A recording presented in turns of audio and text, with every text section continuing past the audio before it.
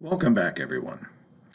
Today's lecture, we're going to do things a little bit differently here. We're going to kind of spend a lot more time looking at American society and the economy and kind of how the United States is really starting to emerge as a slightly different nation here after this post-war period that we've kind of looked at in the last couple of lectures. Right after World War II has kind of cemented our place as the dominant power in the world, after we're starting to kind of reorganize the world for our own protection to kind of combat communism and the growth of another threat to the United States, right, the Soviet Union. It's here in the 1950s that the United States really kind of emerges as the dominant economy in the world, in part because it's the last one standing. Britain, France, most of Europe is kind of economically prostrate at the time. It's just kind of been beaten down.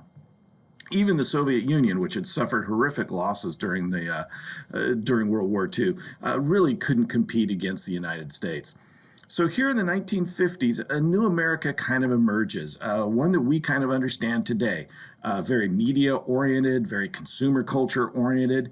It really kind of comes to dominate this scene. And that's kind of what we're going to do today, is kind of look at those facets of it.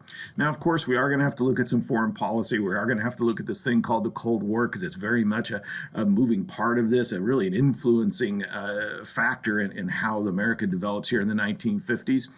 But we're going to also spend some time looking at kind of the changing society that America is here in the 1950s, as all this wealth and prosperity kind of builds up, how it changes America, and then how this thing called the Cold War is starting to influence us, right? This country is changing in part because of this Cold War.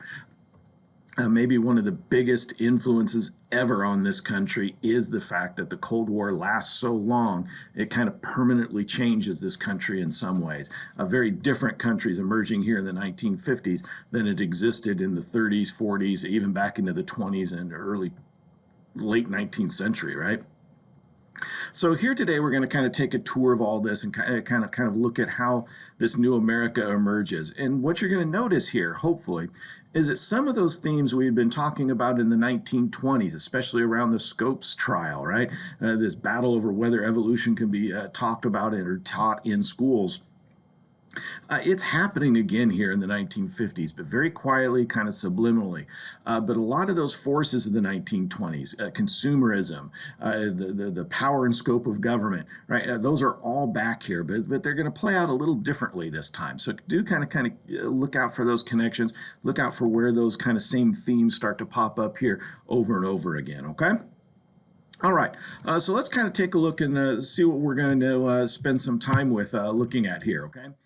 First of all, we are going to kind of start off with the Truman administration. We're going to kind of catch up a little bit on what we were talking about in the last couple of lectures about what happens here after the World War II ends, how the United States kind of redirects its foreign policy, and of course, one of the big challenges here in the early 1950s, the fact that this Cold War can at times turn hot, which means we actually have a real war where American soldiers go and fight in a place called Korea, right?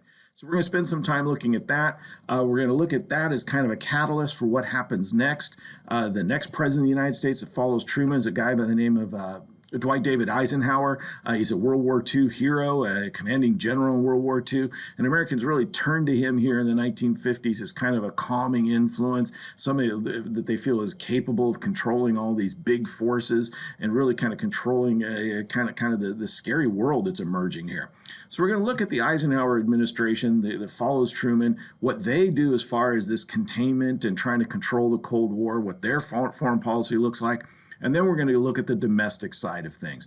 We're going to look at how the United States is kind of developing with all of these big factors kind of pushing on it at once here. Looking at these things called conformity and consumerism that really start driving the United States here in the 1950s, and as we'll see, are connected to the Cold War.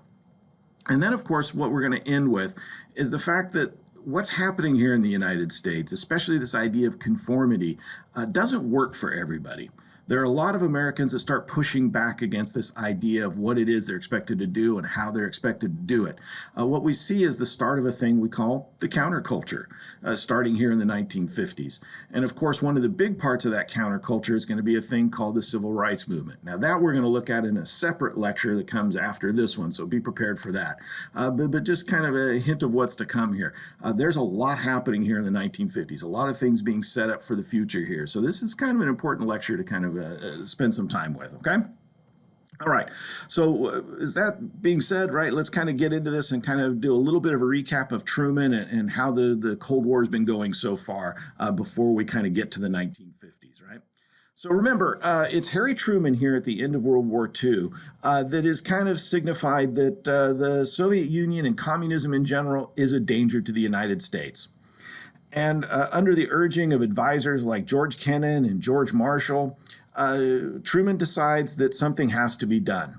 We don't want to fight another war. We don't want to wait too long and go through another World War II. Because now that there are nuclear weapons, it means that the death totals could be staggering, right? Remember, World War I, about 10 million people were killed worldwide. World War II, somewhere around 60 to 80 million people die. And the fear is that World War III could actually kill everybody. So the Truman administration is looking for a way to stop communism, to keep this threat from growing, to not let another Hitler come along and throw the world into ruin, but at the same time protect American interests, right? You got to do both here. Got to protect American interests without destroying the world. That's where Kennan's idea of containment came in. And for the most part, it was actually starting to work here in the 1940s. Most of Western Europe was pretty safe from communism because of the Marshall Plan, huge American investments, and of course, the guarantee by the United States to defend those countries militarily if the Soviet Union or its client states, Eastern Europe, tried to actually intervene. So for the most part, a lot of Americans kind of saw Truman as being kind of decisive. His Truman doctrine that the United States would defend anybody, anywhere for as long as it took, right? We're really kind of seen as acting decisively, as having an answer to the challenge that the Soviet Union represented. But at the same time, the Truman administration does have some downfalls, all right? So it has some pitfalls, if you will. The fact is that containment wasn't perfect. A very big country in China is taken over by communist forces, becomes a communist nation. American allies, a pro-Western Chinese government is kicked out of China to a small island off the coast of China, called at the time Formosa. We call it today Taiwan, right? So that's why there's a lot of problems here between China and Taiwan, even to this day, why they don't see each other as friends and allies. Even though they're both Chinese or all part of the same country, they're run by different governments. The Taiwanese government is a legacy from these anti-communist forces that were fighting against the communists in the 20s, 30s, and into the 1940s. Well, by 1949, they'd lost, been forced off of mainland China to islands off the coast of China, and that's where they've remained ever since. Chinese communists, on the other hand, want to get rid of them completely. The only thing stopping them, U.S. military power. Both Truman and Eisenhower later would say to China, it means war if you attack Taiwan. So the United States, the Truman administration is doing some good things here, but also kind of having a few missteps. But maybe the one thing that really kind of scares people the most is the fact that by 1949, the Soviet Union, Russia, has its own nuclear weapons. Now, a lot of people had thought it would take decades before Russia had a nuclear weapon. After all, it took us billions of dollars and years of research during World War II to develop that nuclear weapon. Most people didn't think Russia had that kind of capability. But yet by 1949, they're developing their own nuclear weapons. And it really looks like the Truman administration was kind of caught off guard here, that they really didn't have an answer for this kind of parity that was coming on very quickly with the Soviet Union, at least as far as military and nuclear weapons go. And of course, most people came to the idea, as we kind of talked about in our last lecture, that the reason Russia had caught up so quickly was that it used spies, right? Espionage was at the core of this. That the United States had Russian spies operating it, stealing secrets, taking it to Russia and allowing them to catch up and maybe even surpass us in some areas. To that end, a lot of the American government began investigating these possibilities. Things like HUAC, the House Un-American Activities Commission, set up in the 1920s and 30s to kind of look for communists in the United States, really hadn't done anything in the late 30s and 40s because of World War II and the Great Depression. But here in the late 1940s, it's back and it's investigating over and over again. It's calling all kinds of people in, as we mentioned before. Even in the American media, they're pulling people in because they're afraid that the communist influences, communist messages are being kind of infiltrated and disseminated to the American public through the American media, things like movies and TV and radio. So this HUAC commission is looking for possible spies everywhere.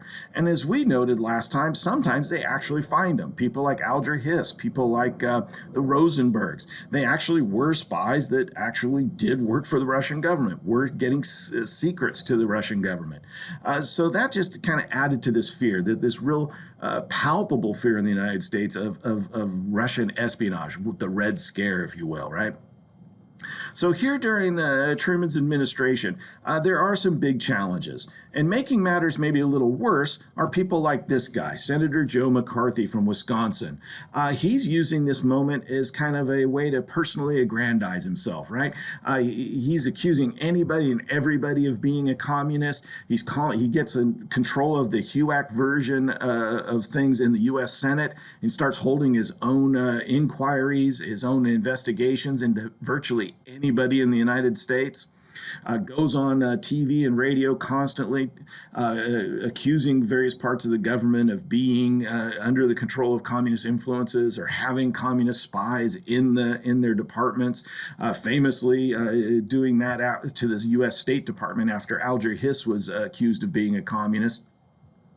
So this guy, McCarthy, is really kind of stirring things up. He's taking advantage of this. In 1950, he makes a very famous speech in Wheeling, West Virginia, where he kind of says he's got hundreds of names of people that he's investigated that are communists working in the federal government. And it makes him an overnight sensation. He's playing on this fear. Now, he never actually substantiates any of this. He never gives any proof of any of these things, but he uses all this fear to kind of build up his own sense of importance, his own sense of power, and he starts dominating the message here, even going so far as at one point to accuse the President of the United States himself, Harry Truman, of being a communist sympathizer, the guy that is actually developing the policy of containment and pushing back against the Soviet Union. McCarthy says is somehow actually a communist.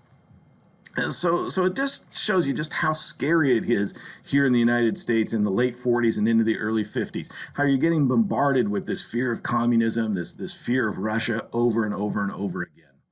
And of course, the fact that anybody could be brought in front of these commissions, from people in Hollywood all the way to people in manufacturing and business, right? Nobody was really safe from this. If you refused to cooperate, if you didn't give names, it pretty much meant that you were a communist, even though it didn't, right? You have the right to not answer questions. You have the right to actually be a communist. It's not against the law. But here in the 1950s, it was kind of informally against the law. You were seen as a danger to our society. So here in 1940s, early 1950 America, this is starting to become a pretty scary place, right? And finding a respite from that, getting away from all of that, is getting harder and harder to do. If you go into the U.S. military, we still have a draft here in the 1950s. We started in 1940 to get ready for World War II, but now because of containment, because of our military obligations across the world, we have to have these, we have to continue the draft, keep our military up, right? And keep it expanded at wartime levels almost. And if you get into the U.S. military, you're going to watch films like this one, which you can find in the Chapter 23 online reader. And it's going to tell you who can be a communist. Anybody. They're everywhere. They give you certain things to look for, certain things to kind of keep in mind when you're talking to people. And if they use these phrases, if they use these words, if they criticize the United States government, then you have to start worrying maybe they're a communist. So here in the 1940s and early 1950s, Americans are pretty convinced that anybody can be a communist. You can find them anywhere, that they're infiltrating the United States. And it really raises the anxiety level here in the United States, right? And then, of course, comes something that actually proves that this is a very, very dangerous situation. What happens in 1950 is a part of the world that most Americans didn't even really know existed erupts into conflict. The peninsula of Korea, at one time an independent country that had been dominated by its neighbors over the last several centuries, first China, then Russia, then Japan, it erupts into conflict in 1950. Now, how that comes about is, like a lot of the world, it was divided at the end of World War II. Korea was part of the Japanese Empire, and at the end of World War II, Russian forces moved into Korea to demilitarize it, to get rid of Japanese troops. And then they stayed.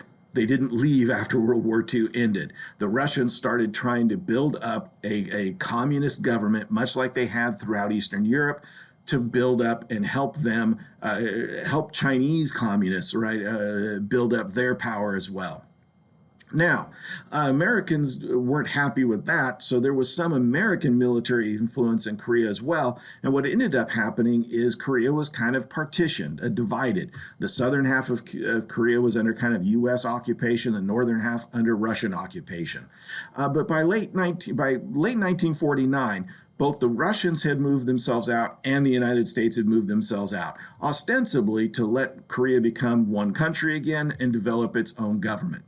But before elections could be held, before a new unified Korean government could be announced, North Korea used all the weapons and all the training that the Russians had left with them and launched an attack to unify Korea under a communist government. Kind of caught the Truman administration by surprise. They thought that Korea was just going to kind of be a backwater, that the Russians weren't really interested in doing much there, and they got a little bit caught off guard. And at first, because the Russians had left a lot of good military equipment for the communist forces in North Korea, it looked like this war was going to be over pretty quickly. As a matter of fact, communist forces out of North Korea had gotten control of virtually every part of South Korea except for a little corner of the country around a little town on the coast called Pusan. It was known as the Pusan Perimeter, right? It is a little area that the South Korean government, kind of the pro-Western government, was still able to hold on. Now, of course, this made a big challenge to the Truman administration. Were they going to allow communism to spread here after just losing China the year before, or were they going to do something about it? And of course, the Truman administration decided they had to do something about it. Taking advantage of a Russian boycott of the UN, the United Nations Security Council, the Truman administration pushed through authorization for the United States to step in and protect South Korea from communist forces from the north. American troops began moving in from Japan to Korea, and more American forces were being raised in the United States and being sent to Korea to stabilize the situation. Well, by the summer of 1950, this had actually happened, right? Moving into the fall of 1950, into September, the United States started doing its job. Troops started flowing in, more help from other countries, even European countries that were still getting back on their feet from World War II. They were sending in troops. Pretty soon, there was a pretty massive military response here, and the communist forces from North Korea found themselves kind of being pushed back. Slowly but surely, communist forces were pushed all the way out of South Korea, and then we're starting to lose ground in North Korea. American-led forces were starting to push all the way through North Korea. This all happens actually under the command of one guy by the name of Douglas MacArthur. He's a World War II hero, led a lot of our troops in the Pacific in World War II, and he was given command of kind of stabilizing Korea and kind of winning this war for the United States. And he's actually doing a pretty good job here in 1950. By September and October of 1950, it really looks like the United States may actually conquer North Korea, that the communist threat may be gone. And that's when MacArthur starts doing some kind of strange things. He starts giving press conferences where he's saying, well, maybe American troops won't stop at the border of North Korea. Maybe they'll go into China and start liberating China. And people mention, oh, you know, China has a lot of people. They have a big military. That may not be that easy. Well, MacArthur then starts talking about using nuclear weapons. which of course scares the Chinese government, right? The communist Chinese government decides that these American troops aren't going to stop on the Korean border. And as American troops get closer and closer to the China-Korea border, the Chinese decide to unleash their troops on the United States. More than 250,000 Chinese troops attack these UN forces, as they called, but really under U.S. Leadership. And there's a war, essentially, between China and the United States in Korea. Because of the massive number of Chinese troops that flow over, it destabilizes the war once again. Eisenhower's removed from command for kind of talking about using nuclear weapons without the permission of the president of the United States. Is seen as kind of insubordinate. New American commanders are sent in. Slowly but surely, they stabilize the situation, and Korea ends up kind of being divided exactly as it was before all of this began. Half of the country controlled by communists, the other half controlled by non-communist pro-Western forces. So all through 1950 into 1952, this situation kind of arises. The United States doesn't lose Korea, but we also don't win it, right? We're containing communism, but not really rolling it back. And it makes a lot of people wonder, just is the Truman administration up to things? Maybe there's somebody else we could put in charge. Maybe somebody else would be better at doing all of this. And of course, in 1952, one person kind of says, I can do all that. And that's Dwight Eisenhower. Again, World War II hero. He led the D-Day invasion. He led victory in Europe for the United States and the Western Allies. He decides to run for president in 1952 as a Republican. His Democratic challenger, Adlai Stevenson, a well-known politician, is seen as just too ineffectual, too much like Truman, just maybe doesn't have the right answers. So in the end, Eisenhower kind of running on this idea that the Truman administration really can't handle the job, that in the end, this isn't much of a victory, this Korean War, and it cost a lot of American lives. Maybe we need to kind of do something different here to fix things, right? Means that this guy, Eisenhower, is going to win the election pretty easily. And when he comes into power, when the Eisenhower administration takes over, they are going to change this containment policy. They're not going to get rid of it. So containment becomes American policy for 40 years. But each administration is going to kind of play things out a little differently. And we're going to see that with the Eisenhower administration especially, right? So again, one thing to kind of understand is this guy wins a pretty sweeping victory in 1952 over his Democratic opponent. A lot of Americans are looking for somebody that looks like they're capable, confident, can handle the situation. So here in 1952, the Eisenhower administration comes in, and Eisenhower is kind of seen as a grandfatherly figure, a guy that can kind of handle things, right? He's been there before, so to speak. And when he comes in, he brings in a lot of people that want to kind of revamp a lot of American policies. People like John Foster Dulles, right? Eisenhower's Secretary of State, are kind of pointing out that the United States doesn't want to get involved in wars like Korea over and over and over again. They start talking about a new policy called MAD, Mutually Assured Destruction, that the United States will just tell Russia, any communist country like China, if you attack us, be prepared for us to use nuclear weapons on you. In a way, people like Dulles would say it's more bang for buck, right? We can build a few nuclear weapons, say we'll use them, threaten to use them, and keep people from attacking us so we don't have to have so many tanks, so many planes, so many ships, so many expensive pieces of equipment out there, right? Doesn't have to drain the American economy so much. But at the same time, the Eisenhower administration continues some of the policies set up by Truman. We continue to build alliances all through the Pacific with Australia, New Zealand, and U.S. That's a 1951 treaty. Continuing on in Asia, we make treaties with the Philippines, now an independent nation, once part of the United States as part of our empire. Japan, South Korea, right? All these countries start becoming allies of the United States, and the United States guarantees to stop to stop the spread of communism into these countries. That we'll spend money, we'll spend capital, if you will. We'll back up these countries with nuclear weapons if needed. But there's something kind of new to what the Eisenhower administration wants to do here, especially under Dulles. uh, they're kind of understanding, look, if one country becomes a communist country, and they'd kind of already seen this.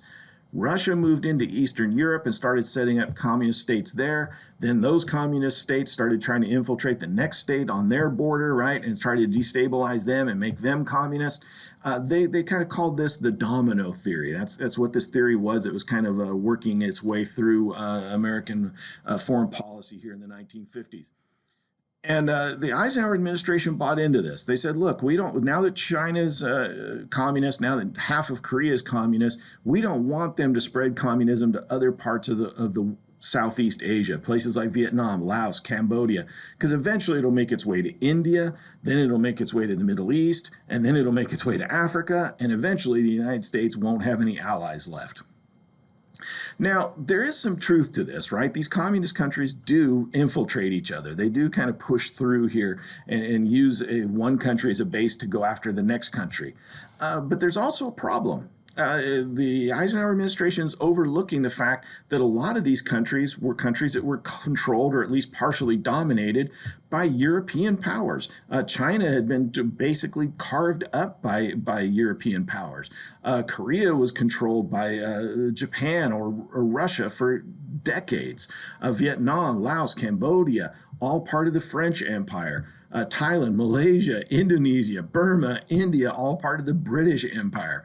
So in a lot of ways, what was happening here in the 1950s were these parts of the world trying to get rid of these old colonial structures, right? After all, Britain, France, they just didn't have the power, the money to maintain these empires anymore. They want to get out from underneath these powers, right? And you even see it in the Middle East. Countries like Egypt were trying to kind of assert their independence. Egypt had been a part of the British Empire for a long time. In 1956, it took control of a thing called the Suez Canal, an important shipping route that linked Asia and Africa and the Mediterranean. Britain and France and this new country, Israel, all worked to try to take the Suez Canal back from Egypt. But the Eisenhower administration said, hey, wait a minute, if we fight against them, then it's just colonialism. We're not actually, this has nothing to do with communism right now. We can't be a part of that. So the Eisenhower administration understood that this is very complex, this is very hard. And the one thing they decided was, we really don't want to send American troops into these very difficult situations. Places like Vietnam, places like Laos, even Korea. We're not going to get a lot out of it, and it's going to cost a lot of lives and a lot of money. So they come up with an alternative using covert methods. Here in the 1950s, this thing called the CIA that was created in the 1940s to kind of help us get a handle on communism and understand where communism was spreading is going to be used to try and undo some of these dominoes falling. So if a country like China or Korea tries to infiltrate and knock over the government of another country, we'll go in and try to reverse that process or maybe even destabilize them instead. Happens in 1953 in Iran. The Mosaddegh, Mohammad Mosaddegh, is a socialist basically for the country of Iran.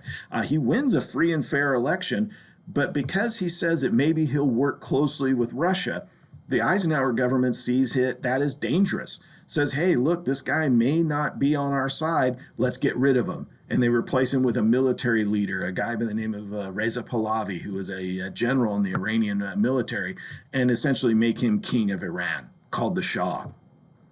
Same thing happens in 1954 in Guatemala. Arbenez Guzman is elected as kind of a socialist reformer in Guatemala in Central America. He wants to get rid of a lot of American companies that own a lot of land in Guatemala and kind of keep the country poor. He wants to redistribute that land to a lot of the peasantry, poor landless people. That's seen as very socialist, as very kind of communist. And Arbenez Guzman says, so what? I don't care if I'm a communist. As long as this gets things done, makes my country better, I'm going to do it. Well, the United States sees that as kind of too dangerous, too close to home. So we use the CIA to use military forces to overthrow Arbenez Guzman and install a military dictatorship in Guatemala. So the United States here is reacting very strongly to these impulses or this spread of communism that's happening in the early 1950s. And of course, this is being followed in American newspapers. It's scaring a lot of people when we start hearing about, communism spreading in different parts of the world. This threat of war, this threat of a scaled up conflict, especially when you're talking about using nuclear weapons to protect yourself and your allies, really does scare a lot of Americans, right? Every year you're being hit by these things, right? In this picture, you see a group of Guatemalan military leaders that have just taken over the country. The guy driving the Jeep that they're in, that's an American spy from the CIA, right? So the United States is very much involved in a lot of these things. Even if we're not sending troops directly to kind of influence these things, we are still influencing it with our money, our technology, and of course our espionage system, just like the Russians are doing in their own spheres. Mosaddegh had actually toured the United States before he became the leader of Iran. He toured the United States in 1951.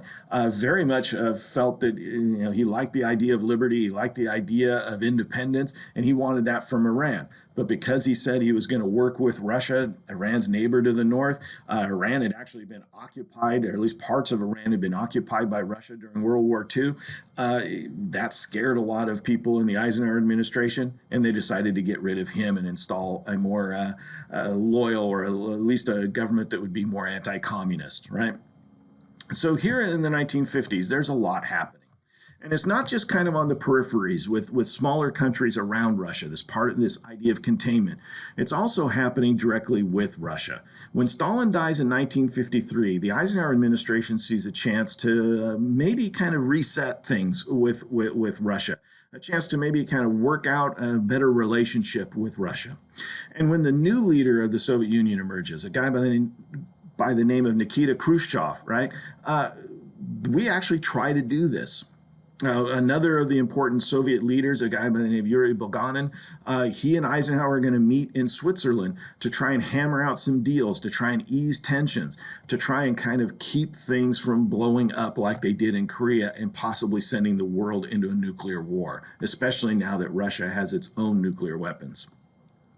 So there is an idea that the United States and the Soviet Union can kind of coexist. But in 1957, the Russians do something that the United States can't do at the time, and that's launch a satellite into space. It's called Sputnik. Now, honestly, this satellite that the Russians launched doesn't do much.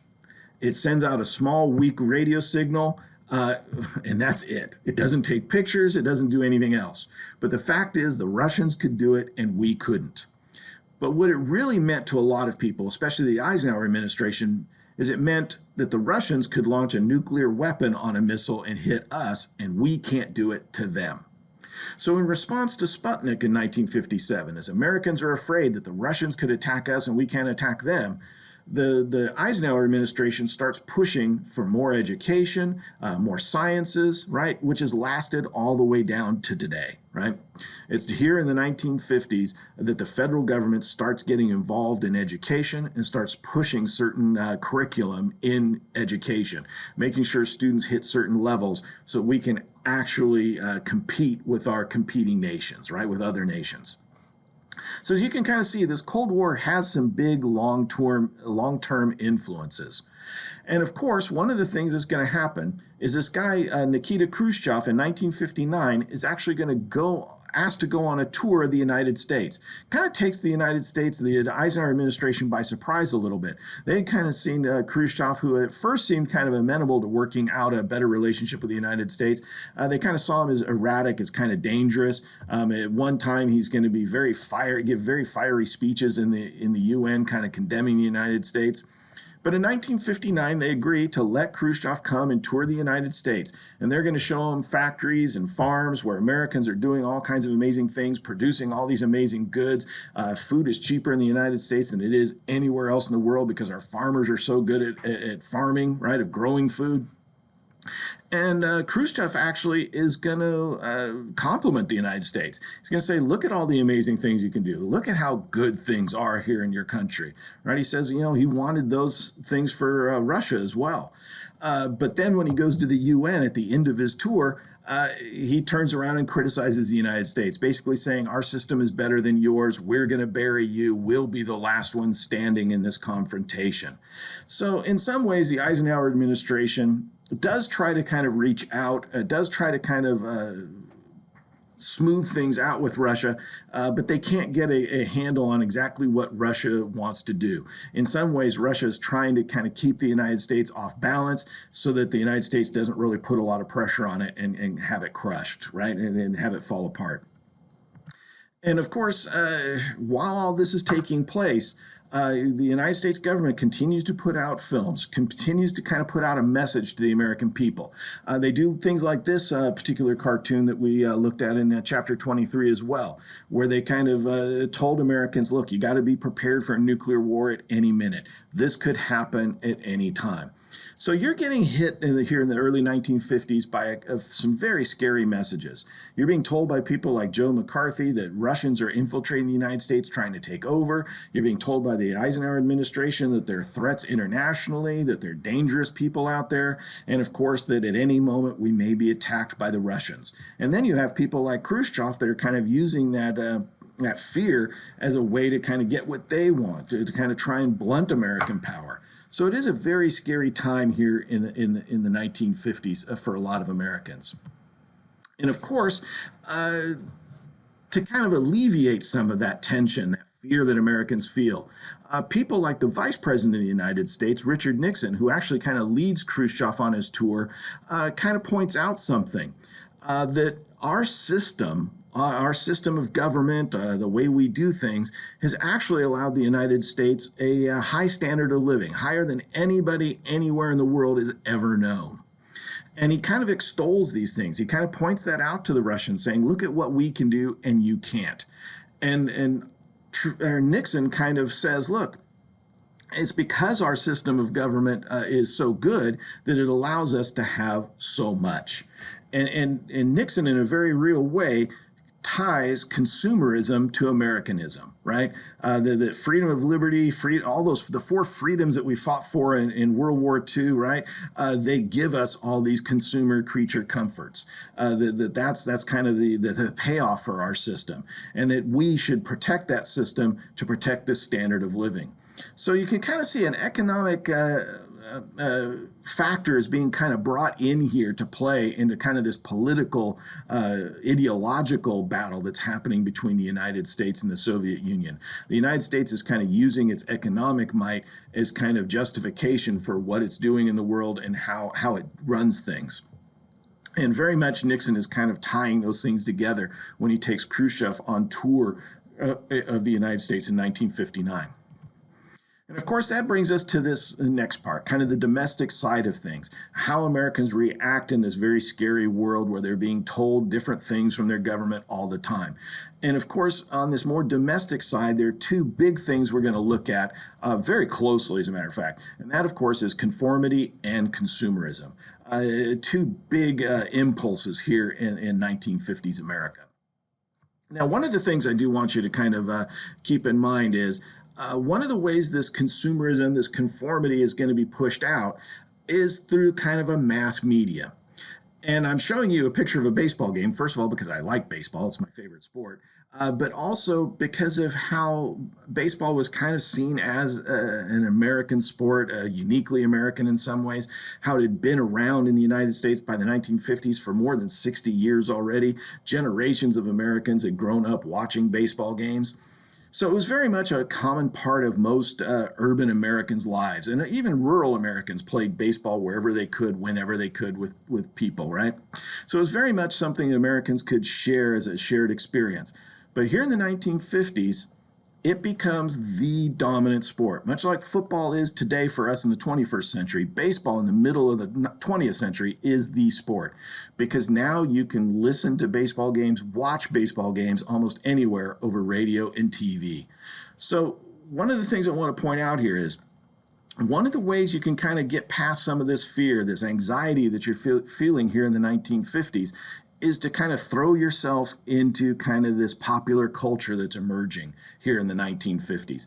Go to baseball games, get away from all this for a while. And now you can actually enjoy this stuff easier than ever before. You don't even have to go to the baseball game. You can sit on your couch at home or just sit in your garage and listen on the radio or watch on the TV this baseball game. And it's not just sports. You're getting your news off the TV and the radio now. You're being entertained. Famous sitcoms make you laugh and have some fun for a while are hitting you. Game shows, superhero shows. A lot of the things that we still do on TV are being done here in the 1950s, becoming a part of American culture. So big popular culture is being created here in the 1950s, much like it had in the 1920s. Only this time there's not going to be a Great Depression and a World War II to derail things. This will go on for decades now, and it'll just become institutionalized. It'll just become the way things are now. So here in the 1950s, you're seeing a lot happen. And of course, this is creating something. There's a message that's coming through this popular culture, this media that's hitting Americans at home, in movie theaters, in newspapers, and magazines. This guy, Henry Steele Commager, he's actually a U.S. historian, a constitutional scholar, taught at a lot of Ivy League schools all through the 40s into the 1990s. He writes an article in a very popular magazine of the 1940s and 50s called Harper's Magazine in September of 1947, where he kind of sees all this coming. He kind of explains this, right? In the wake of the HUAC Commission and the McCarthy hearings and the Red Scare, he kind of sums up a lot of this. What is the new loyalty, Henry Steele Commager writes? It is above all conformity. How do you show you're a loyal American? Conforming. Be like everybody else. For Commager, it is the uncritical and unquestioning acceptance of America as it is. The political institutions, the societal relationships, the economic practices. It rejects inquiry into the race question or socialized medicine or public housing or into the wisdom or validity of our foreign policy. It regards as particularly heinous any challenge to what is called the system of private enterprise. Words that Nixon had used or will use in his meeting with Khrushchev in 1959, right? This idea that we have private enterprise, we have factories, we can do all these wonderful things, right? Commager's kind of pointing out, hey, look, you should be able to criticize this stuff, right? But you can't now. Commager goes on to say, identifying that system with Americanism, right? Capitalism and Americanism are the same thing. Lost here is this idea of freedom of speech, of individual expression, right? You've got to fit in. You've got to do things the way you're told to do them. Commager goes on to say it abandons evolution, repudiates the once popular concept of progress, and regards America as a finished product, perfect and complete. What Commager is trying to point out here is you can't criticize the government here. If you do, go back to that training film that the U.S. Army is showing. Who criticizes the U.S. government? Communists, people that are communist sympathizers. Who wants to change things? Communists, communist sympathizers, right? You're getting hit with that message over and over again. And Henry Steele Commager is trying to point out that's not a good thing. We're losing kind of objectivity. We're losing kind of this individuality. There's this idea that all of us have to act a certain way, prove we're not communists, and defend this system that is up against communism, right?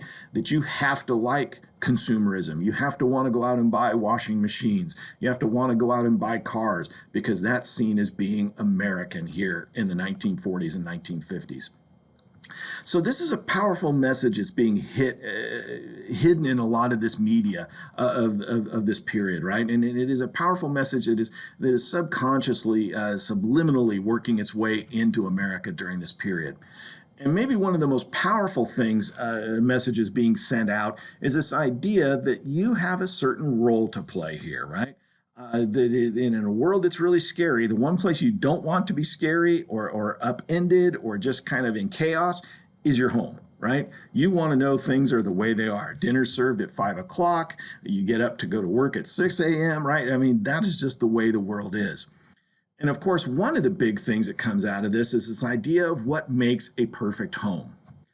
And you see something happening here in the late 40s and into the 1950s that really hadn't happened before in American life. Men start marrying at about the age of 22. That is actually pretty new. For the most part, American men, especially in the Great Depression, didn't get married until into their 30s because it took them longer to accumulate wealth. It took them longer to be able to get a good enough job to support a family. So they put off marriage until pretty late in life. Well, here in the 1950s 40s and 50s, after World War II, men are starting to get married right after college because there's more jobs available. Those jobs are higher paying. They can support a family much sooner. So men are getting married at a much earlier age. You're seeing movies that are depicting you as needing to get out and get married right out of college, right? And start this family and start being a part of this big industrial machine that is the United States, right? Start building your wealth, being a part of the corporate world. Do your job as a good American. And that message isn't just coming to men, it's coming to women too. Look at what happens here during this period, right? Most women are going to get married at the average age of 20, which means they're virtually going to finish high school, start dating, get married, and have kids. That is kind of the traditional message that's being hammered out at women through the media over and over again. Heck, 1/3 of all women are going to be about 19 years of age when they get married in the 1950s. So that is a very big part of the popular culture here in the 1950s. Americans, young Americans especially, should get married, have kids, have a nice stable house. You can have a job. You can afford to do this. You don't have to put things off anymore, and you shouldn't. One British woman visiting the United States in the 1950s kind of noted in one women's magazine that everywhere she walked in New York City, all she saw were pregnant housewives, women that were getting married, starting to run households for their husbands, and then, of course, getting pregnant along the way. And it's not just anecdotal, right?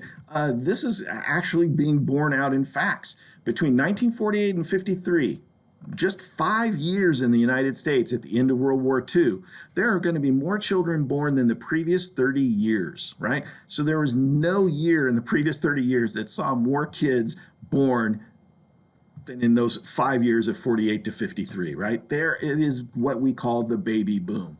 There are a lot of people having kids, they're having families, and they're being kind of encouraged to do that through the media, right? Being sent this message that that's what a good American does. You have a nice home, you have kids, you're married, the husband goes to work every day and provides for the family, the woman stays home and takes care of the family, right? And if you don't fit this little model, if you don't fit this message that's being sent out, there's something wrong with you, right? You're outside the norm. It doesn't mean that you're going to be institutionalized. It doesn't mean you're going to be ostracized from society. But think about it this way. If you're a gay man here in 1950 America, you're not going to get married. You're not going to have kids. So when it comes time for a promotion, you don't get the promotion, because you don't have a family that needs to be supported. You're not married and have 3 kids with a 4th on the way kind of thing. If you're a woman that doesn't want to get married and have kids, you're also seen as abnormal. Maybe you want to go and have a career first for a few decades, right? Before you're young, you can do that. But here you're not seen as normal, right? That's not seen as the way things are done. All of your friends are going to get married. All of your friends are going to start having a family, and you're going to be left out of all the parties, all of the the talk that's happening, right? So you kind of see there subliminally, this is a powerful message that's going through, and you're being kind of hit by it by multiple ways, not just at movie theaters, not just on the radio, but even things you just read on a daily basis. This quote from Life magazine in 1956, and Life magazine is a very well-read magazine in the United States, right? Almost every household had a copy of it. It just kind of said this in a very simple way. The ideal modern woman is married, cooks, and cares for her family, and keeps herself busy by joining the local PTA and leading a troop of campfire girls, right? Girl Scouts, right? She entertains guests in her family's suburban house and works out on the trampoline to keep her size 12 figure, right? There's this idea that a woman's place is to take care of this family, a man's place is to provide for that family. That message is coming at you over and over here in the 1950s. And of course, it works, right? Americans have more kids in those years up until the early 1960s than ever before. And after this, after the 1960s, after this baby boom ends, things kind of go back to their normal birth rates. But it is amazing just how many people are having kids, how big American families are. Now, in part, it's because they can afford to. Since we're the last economy standing after World War II, Europe's going to be rebuilt from American factories. Europeans have to buy American goods for a while. It means the American economy is booming here in the 1950s, more than it ever has ever before. We talked about that a little bit in the 1920s, if you remember. In the early 1920s, the American economy was growing really, really fast, 6-7% a year from 1922 to about 1927. It effectively doubles the size of the economy in the 1920s. But it ends because of the Great Depression, and then it is even held up more by the World War II, right? But now here in the 1950s, you've saved a lot of money from World War II. You couldn't spend it during the war. There was rationing. You couldn't go out and buy cars. Factories were making tanks and planes, right? So now here in the 1950s, now that the war is over, you want these things. You want to have a house. You want to have a wife. You want to have a kid, right? You want to have a husband. You want a car. All these things you've kind of been denying yourself for 20 years is now unleashed. And there's not going to be a depression. There's not going to be another war that's going to derail the economy like the Great Depression and World War II did. So this is a huge expansion, 4 or 5% a year for not a couple years like in the 1920s, but for decades, all the way through to the early 1970s. For virtually an entire generation, these kids that are born here in the late 40s are going to grow up in a country that only knows wealth, only knows a growing economy. Very different than anything the rest of us have grown up with. So here in the 1950s, it is a different world that's being created, right? And again, it's being pushed out at you in a lot of ways. Take a look at this film clip. It's in our discussion board for chapter 24. It's also in the online reader for chapter 24. This is a famous movie from the 1950s depicting kind of this corporate culture that's growing up. One of the great scenes in this movie is when this commuter train comes from the city of New York, where the men go and work, comes out to one of these new suburbs that's being created here. All the men getting off the train look identical. They're all wearing the same basic business suit. They all go to their wives who are waiting for them at their cars and take them home to their suburban houses, right? Now, this movie is actually kind of critiquing that, kind of saying, hey, wait a minute, should we all really be doing this? But it's a powerful message. It just shows you how much Americans are conforming, how they're fitting into this ideal of what it means to be an American and how Americans should live. And it's actually coming in a couple other ways as well. This is a short clip also in the chapter 24 online reader about a game show in the 1940s. It was also turned into a television show. What Makes You Tick is what the name of it is. And here this host interviews young women, or really just anybody, but in this case, a particular young woman that's talking about wanting to get a career. She's asked questions by a panel of psychologists, and she answers that she's really not interested in getting married right now. She's 18 or 19 years old. She'd much rather work and kind of establish herself. She's giving the answers that anybody that really wants to kind of find themselves and kind of establish themselves first and kind of their own personal identity would give during this in an interview like that. But at the end of the interview, the psychologists say, well, we asked you if you ever thought about getting married, and because you said yes, you do think about getting married, it means you want to get married and have kids. Now, look, if you had asked a guy, do you ever think about getting married and having kids, he'd say yes, too, but they wouldn't tell him that means he wants to stay home and be a mom, right? But they're saying it to this woman. That's just how powerful this message is over and over and over again. And it actually shows up another way as well. Even in basic commercials, consumer commercials, you're going to kind of see this message hitting you. Take this 1950 Chevy commercial. It really does tell you, hey, you want to come out and buy our car. Our car's better than anybody else. But it also kind of subliminally pushes this message. It shows off a sports car for the guy, so he can show how successful he is, so he can kind of take his friends around and show him kind of how macho he is. For the wife, she's got the nice big Suburban, right? She's got the SUV that can take the kids around, take them to all of their functions, get all the groceries, handles easy so a woman can handle a nice big car, all of that kind of stuff, right? They're reinforcing these gender roles. And think about something else that this Chevy commercial is telling you. A car is no longer a luxury. You have to have it. And they're telling middle class Americans here in the 1950s, you don't need just one car for your family, you actually need two. Now that's a powerful message, right? That's how that consumerism and this conformity all kind of wrap up together, kind of help amp up the economy in a big way. So here in the 1950s, you're kind of getting this message in a lot of different ways, right? On TV, you're seeing shows that depict the average American family that is by nowhere means average, right? Dad goes to work, mom stays home, takes care of the kids get into trouble, but dad kind of solves all the problems, right? That's the message you're being told. That's the perfect idyllic American life. There are superheroes out there fighting for justice and truth and trying to make sure that the American way wins out all the time. There's wholesome family entertainment like the Disney company puts out, the Mickey Mouse Club, that kind of stuff, telling Americans there's good entertainment that you can watch, that's just wholesome and family oriented so that everybody can share this stuff together. So that's kind of the message that's being hit here. And all through the 1950s, Americans are buying TVs more than they even bought radios in the 1920s and 30s. And they're starting to kind of take all of this in. They're kind of, this message is bombarding them and they're getting it, right? They're starting to kind of live that way all through this period. And something else that kind of changes here is the nature of work in the 1950s. The United States starts moving away from being a manufacturing economy, not completely, but it's not as big. Manufacturing isn't as big a deal in the 1950s as it was in the 1910s and 1920s.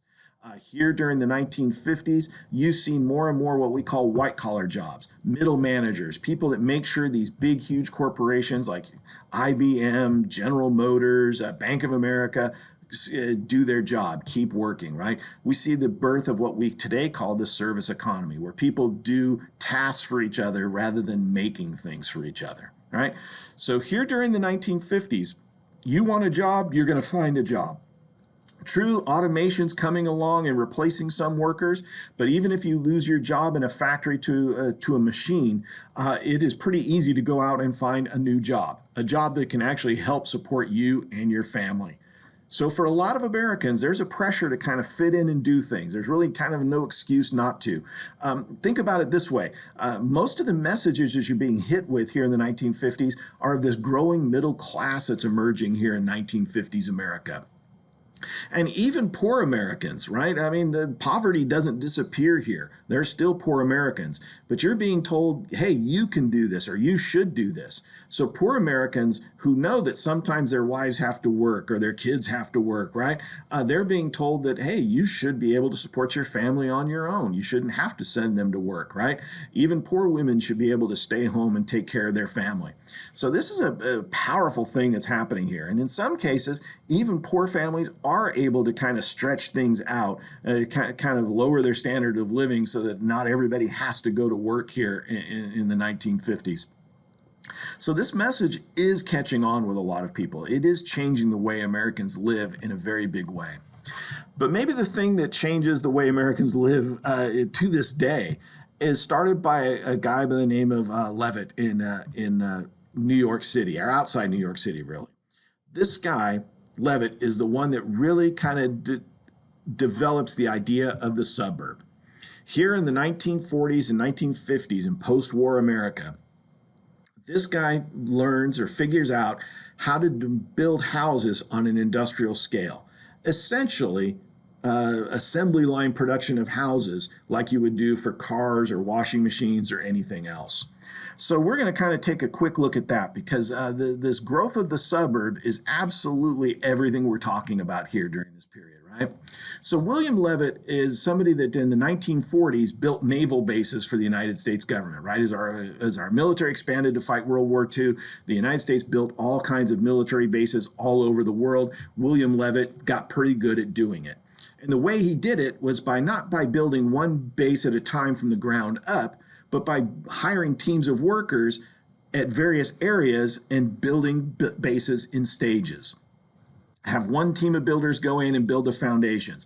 Then have another team of builders go in and do the plumbing for everything. And then have another set do the framing for all the buildings, right? And just kind of did that.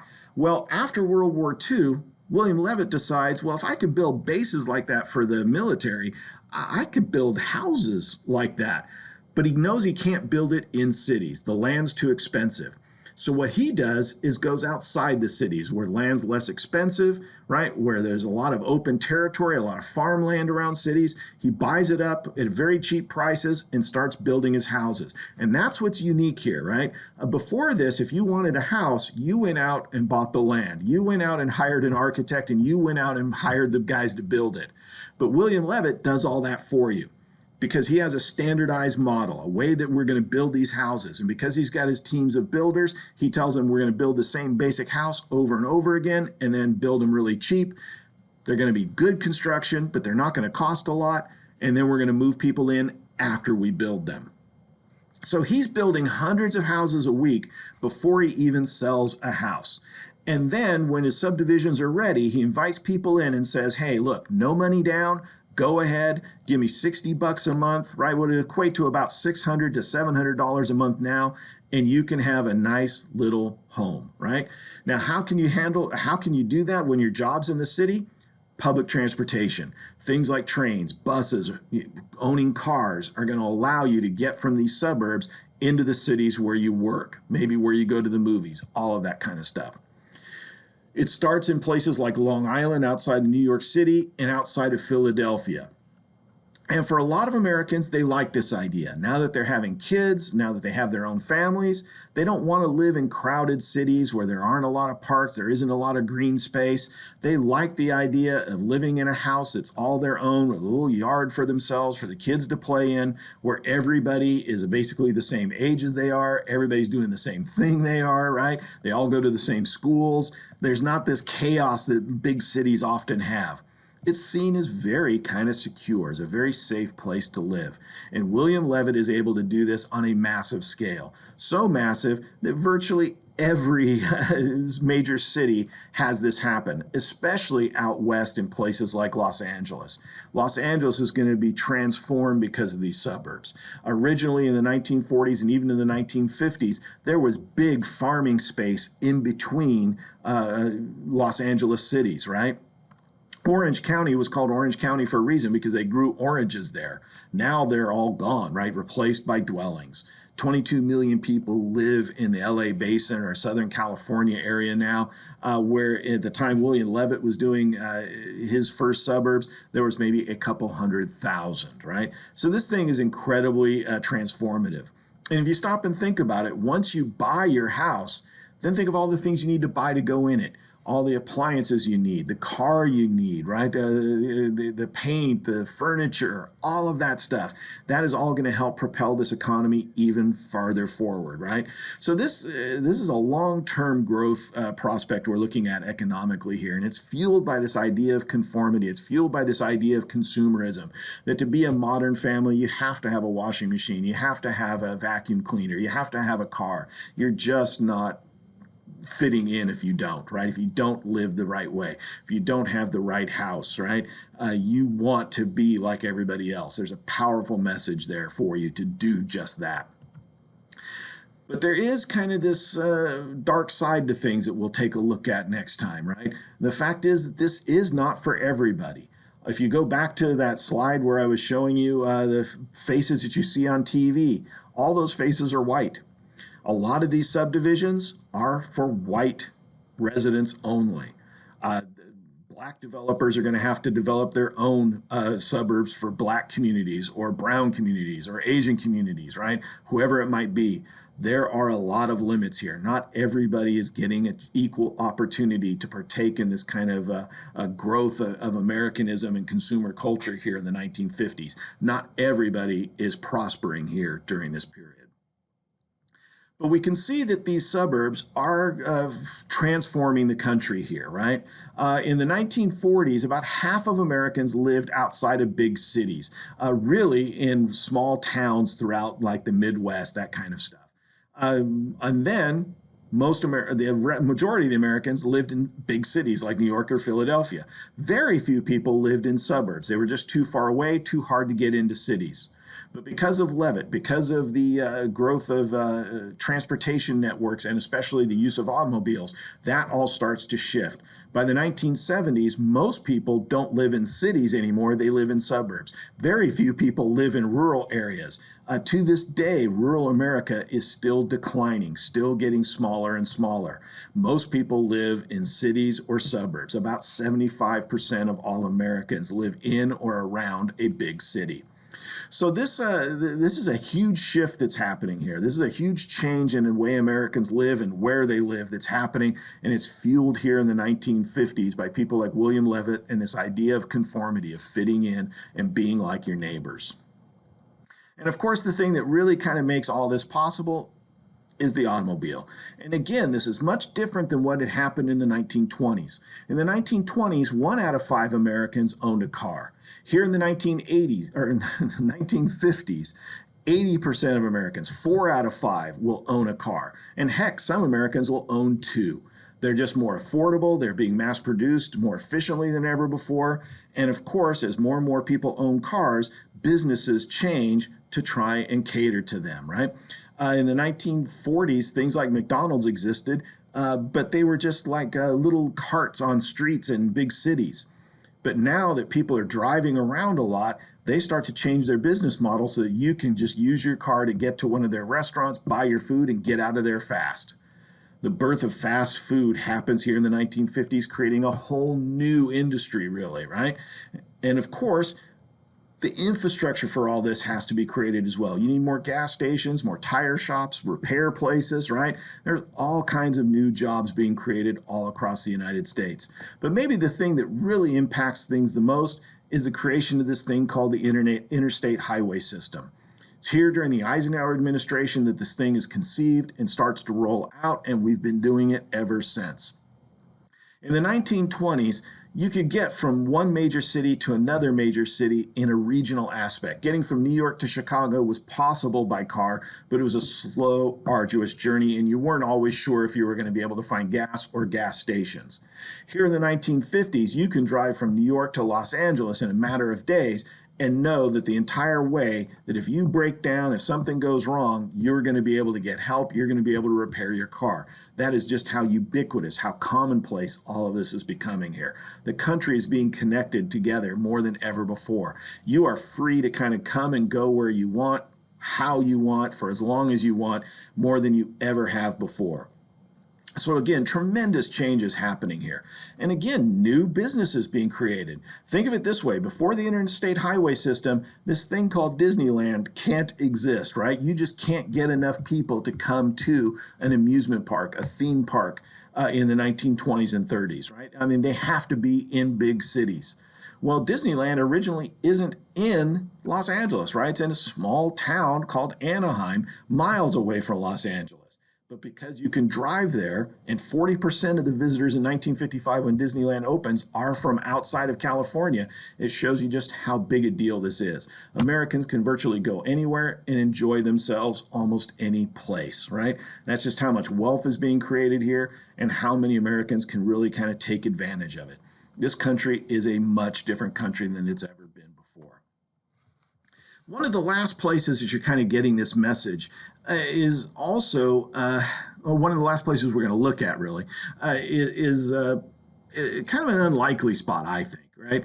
And that is that you're also kind of getting this message of fitting in, of not causing problems, of kind of leading this idyllic life, or this kind of this model American life, is not just from the government, not just from the media, but also from your religious leaders, right? Catholic leaders are saying, hey, look, communism is dangerous. It's anti-religion, right? That we need to support churches because they're anti-communist, right? They kind of go against it. Protestant ministers like Billy Graham are going around saying the same thing. You can now watch church on TV here in the 1950s where they tell you over and over again, hey, communism's dangerous. It's against religion. You need to kind of do what the government's saying to defend religion. So not that Americans weren't religious before this, but here in the 1950s, again, people are being encouraged to go to church, so they do. They go, churches double in size. This is when you start seeing the birth of mega churches, where churches used to be kind of small, intimate affairs. Just people in a local community might go to that church. Now there are people from these big suburbs. Hundreds of people might go to a church now, right? It is a much bigger social event than it had ever been before. So here in the 1950s, you're getting these messages in lots of different ways.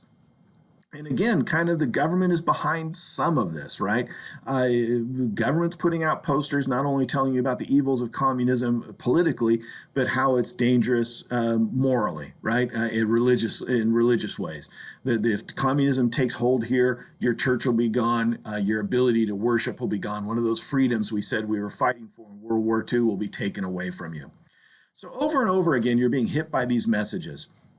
And you kind of see it again in media. It's here in the 1950s that you see these epic kind of biblical stories of Moses and Jesus coming along, right? Where Americans are told, look, this is morally right, this is morally good.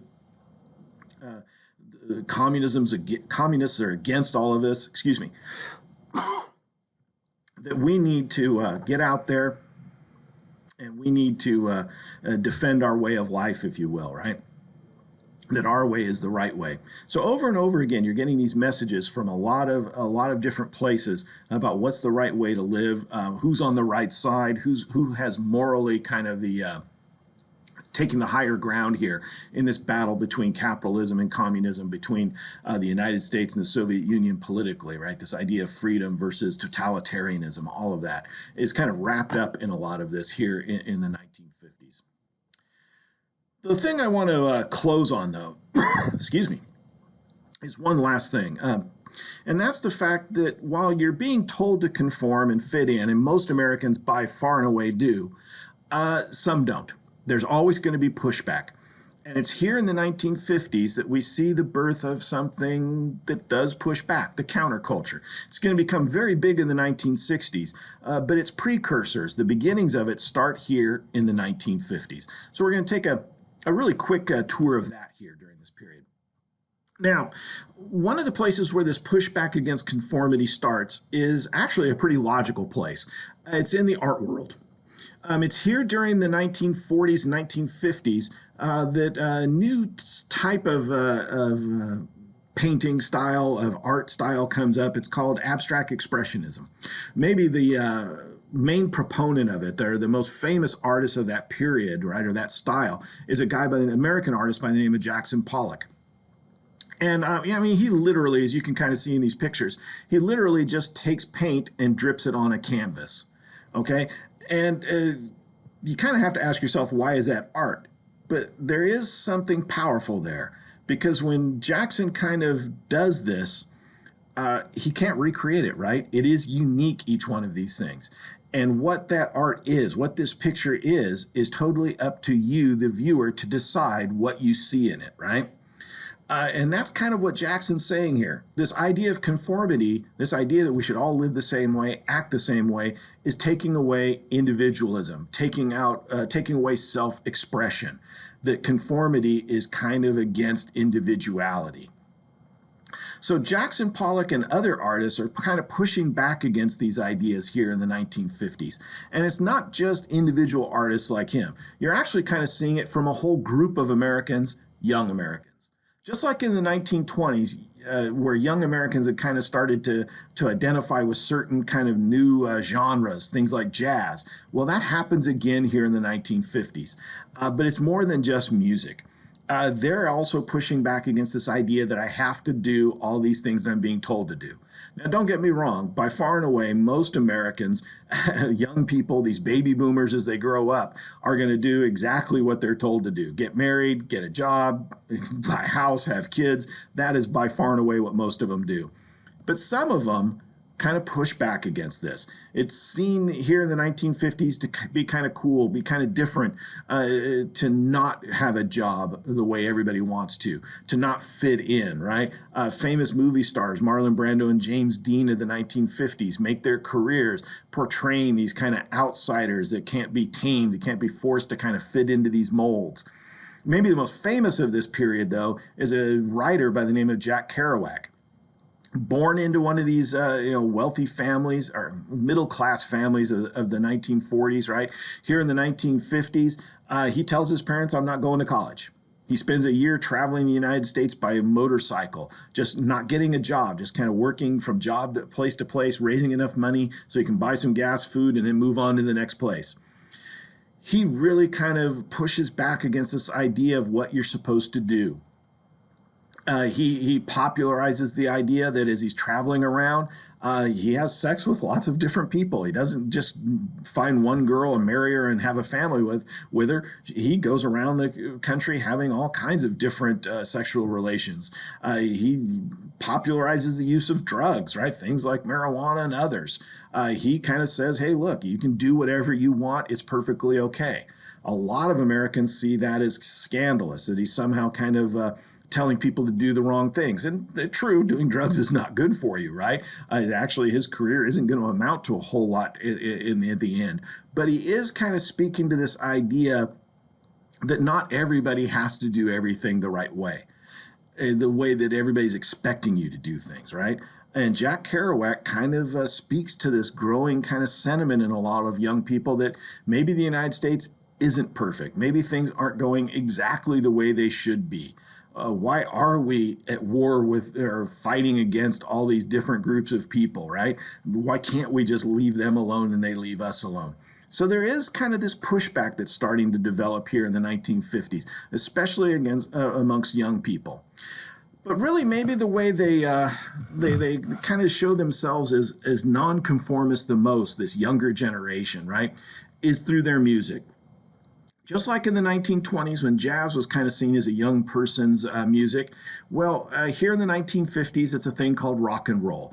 All these new electronic devices leans towards new forms of musical instruments like electrified guitars and everything else, right? Or electrified organs, just new ways of making music. And one of the most popular musicians of the period is a guy by the name of Elvis Presley. He takes some of this new musical sound that's actually developed in African American communities, much like jazz had in the 1920s, and he popularizes it for white audiences. And in the early 1950s, this guy, Elvis Presley, one of these young guys kind of growing up here in 1950s America, he goes on a TV show where he is the talk of American TV for about a year.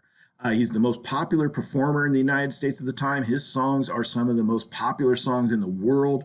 He is becoming very quickly a worldwide celebrity. And when he goes on a show called The Ed Sullivan Show in New York in early 1952, I believe it is, his performance on live TV is going to be seen as great by his supporters, the people that like him, and seen as scandalous by a lot of older Americans that see him as some kind of challenging the status quo, of challenging this idea of conformity. So take a look at this film clip. You'll see the way he's acting with the audience, the way they respond, shocks a lot of older Americans, but it's really the way he dances, the way he kind of simulates sex on stage that really scares a lot of older Americans. They just think that, hey, look, that's not the way you do things. That's not the way you conform. That's not the way you behave in open public society. But young people love it. They flock to this new genre, rock and roll, and it becomes their music. It becomes a way to kind of push back against what's kind of expected, what their parents are listening to and what their parents are doing, and becomes a kind of their way of kind of self-identifying, if you will. I guess maybe the best way for me to kind of explain this is to show you an event from a few years ago that maybe is not on everybody's radar anymore. Again, it kind of shows how old I am in some ways. But what Elvis Presley does here on the Ed Sullivan Show and kind of the reaction that older Americans give to his performance is kind of like what happened at the American Music Awards about 7 or 8 years ago. There, a young performer by the name of Miley Cyrus is dancing on stage with another performer by the name of Robin Thicke, and they simulate sex on stage. And it shocks America, right? They're going, hey, wait a minute, you cannot do that on stage.